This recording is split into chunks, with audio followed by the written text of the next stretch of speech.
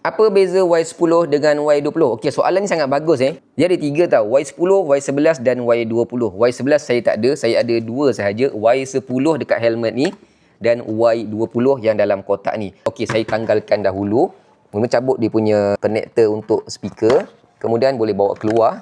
Ni adalah Y10. Saya buka kotak, saya keluarkan. Ini adalah Y20. Y10 yang atas, Y20 dekat bawah. Beza dia hanya adalah pada design sahaja. Untuk mikrofon pula boleh pilih nak hard mic ataupun soft mic. Hard mic untuk helmet open face, soft mic untuk helmet full face. Macam saya cakap tadi, beza dia hanya pada design. Bila saya onkan Y10, dia hanya ada lampu dekat sini sahaja. Untuk Y20 pula, bila saya onkan, dia ada lampu kat sini, tapi dia ada tambahan button dekat belakang ni. Button ni bila you all tekan sahaja, dia akan keluar lampu RGB yang cantik dekat tepi ni. Lampu ni ada 16 mode lampu yang you all boleh tukar-tukar. Okay, macam ni, boleh kelip-kelip macam ni, boleh macam kedai Tom Yum, boleh. So, bila you all letak dekat helmet, malam-malam bawa motor, memang cantik lah Y20 ni.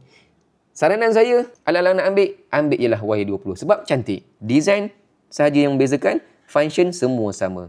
So, kat mana dapatkan? Link ada kat bawah, boleh pilih Y10, Y11 ataupun Y20. Y11 petak. Itu saja, design saja, okey?